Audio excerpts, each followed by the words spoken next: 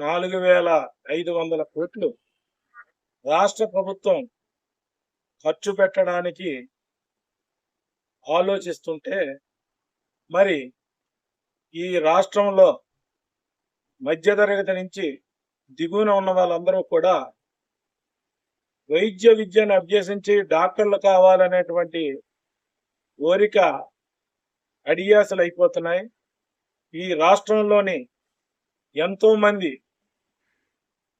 వైద్యులుగా కావాలని కోరుకున్న వాళ్ళందరూ కూడా నిరాశ నిస్పృహలతో ఈ రాష్ట్ర ప్రభుత్వం తీసుకున్న నిర్ణయం పట్ల తీవ్ర అసంతృప్తిని తెలియజేస్తున్నారు.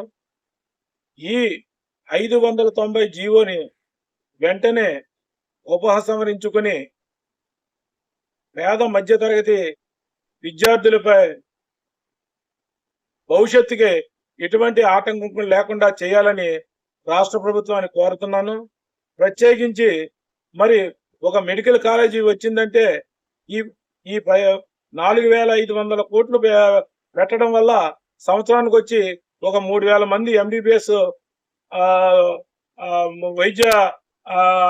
వైద్యులు వస్తారు.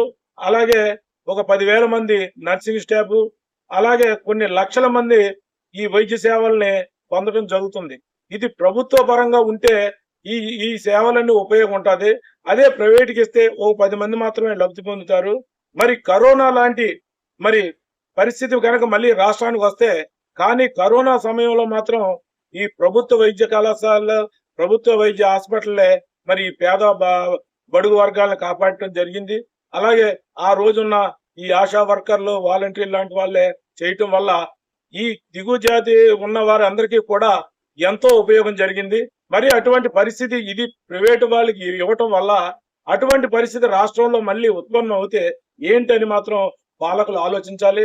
పాలకులు కూడా గుర్తుంచుకోవాల్సింది ఒకటి, మీ అందరికి ప్రత్యేకించి కూటమిలో ఉన్న 3 పార్టీలు కూడా అరసవల్లి నుంచి అమరావతి నుంచి అటు అనంతపురం వరకు కూడా అందరూ కూడా మీకు అన్ని వర్గాల వారు ఓటేశారు.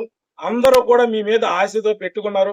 ప్రత్యేకించి చంద్రబాబు నాయుడు గారు ఒక విజనరీ, ఈ రాష్ట్రానికి ఏదో చేస్తాడన్న ఉద్దేశంతో అన్ని వర్గాలు కూడా మీకు చేయడం జరిగింది.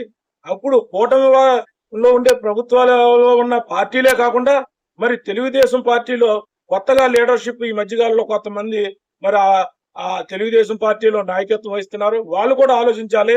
ఇది తెలుగుదేశం పార్టీకి రాష్ట్రంలో చేసిన ఈ కార్యక్రమం తీరని మచ్చ కింద ఉంటుంది.